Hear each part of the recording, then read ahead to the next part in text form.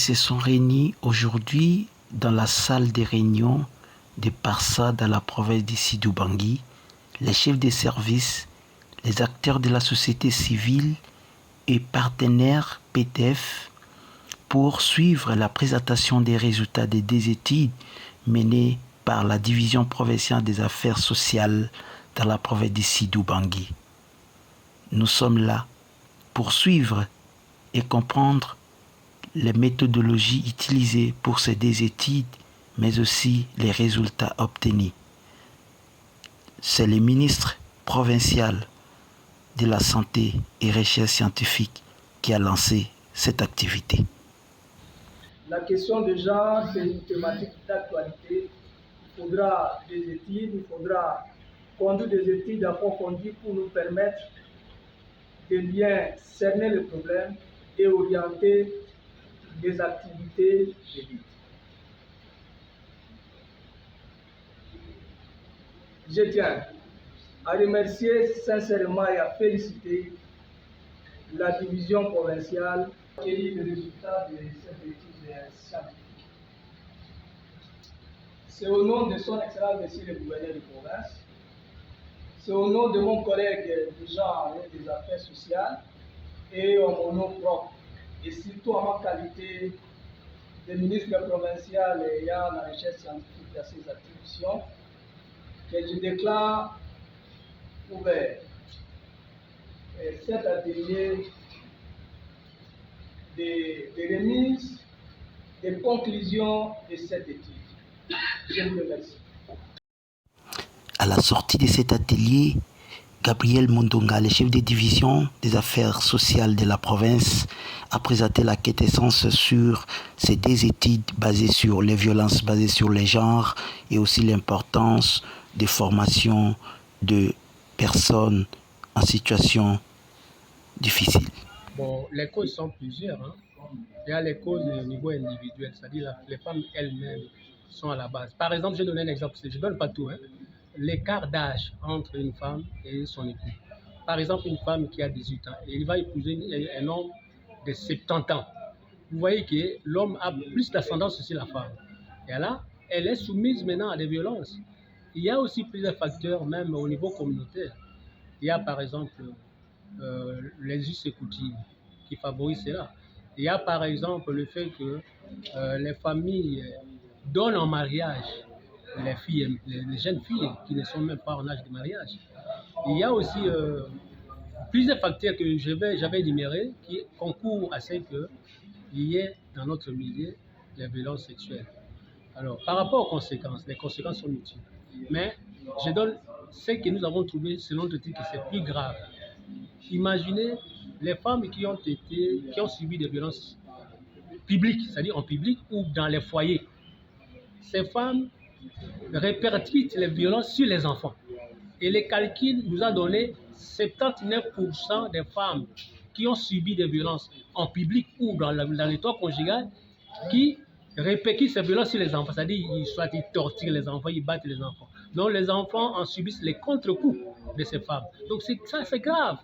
Donc nous devons en tout cas, pour ces cas d'espèce, la maltraitance des enfants dans les familles est due pour la plupart des cas des femmes qui subissent des violences dans les milieux publics comme dans le ménage. Donc c'est un problème sérieux que nous devons prendre sans possession et tout le monde doit mettre sa main pour pouvoir lutter contre la violence.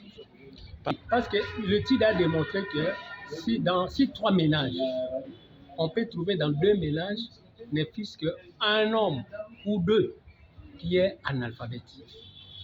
Si 3 ménages, on peut trouver dans une ménage et ne plus qu'un enfant qui est déscolarisé, c'est-à-dire qui est en rupture scolaire ou bien qui est analphabète. Alors c'est dire quoi? C'est dire que les besoins là, ces catégories d'enfants analphabètes ou déscolarisés qu'on a trouvé dans des ménages, ces catégories d'adultes analphabètes à ce monde ici du XXe siècle où le numérique bat son plein, est-ce que c'est possible? Donc cela témoigne à suffisance que les besoins de l'alphabétisation et de l'éducation non formelle se fait sentir dans la République démocratique du Congo. Mais la première étude, par exemple, ça a prouvé à suffisance qu'il y a effectivement la violence sexuelle et basée sur les gens dans la province du Sud-Ouest. Maintenant, ça va aider tout acteur qui veut travailler dans le domaine de la violence sexuelle de se servir des éléments qui ressortent dans les documents et pouvoir initier un projet ou une activité par rapport à la lutte contre la violence sexuelle. Par rapport à la deuxième étude, nous sentons, nous tous, qu'ici, dans le sud Ubangi, il y a aussi les problèmes d'analphabétisme et les problèmes de déscolarisation.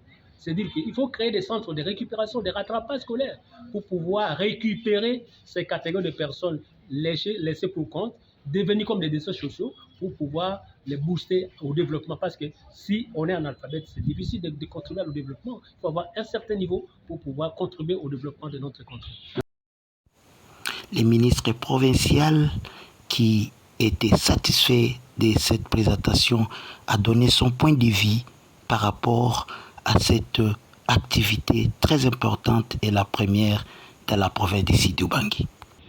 Mon point de vue, c'est que c'est en tout cas rare dans les systèmes d'administration publique qu'on trouve des divisions qui se donnent à des études scientifiques pour des thématiques telles que la violence sexuelle, la violence basée sur les genres. Et en tout cas pour moi, c'est que la division des affaires sociales a eu à entreprendre par l'aide des partenaires, c'est à louer, c'est à saluer et c'est à dupliquer pour d'autres divisions pour que nous arrivions à identifier nos vrais problèmes et planifier les activités de correction qui peuvent nous aider à développer notre province, à développer notre milieu et notre cadre de vie. Pour participer à l'atelier à restitution, il y a papa du bassin et c'est pas le makasi. Puisque tobakisi mosusu boyebi na ndenge nini tokosala mpona makambo etali violence na kati ya province na biso ya Sud Ubangi.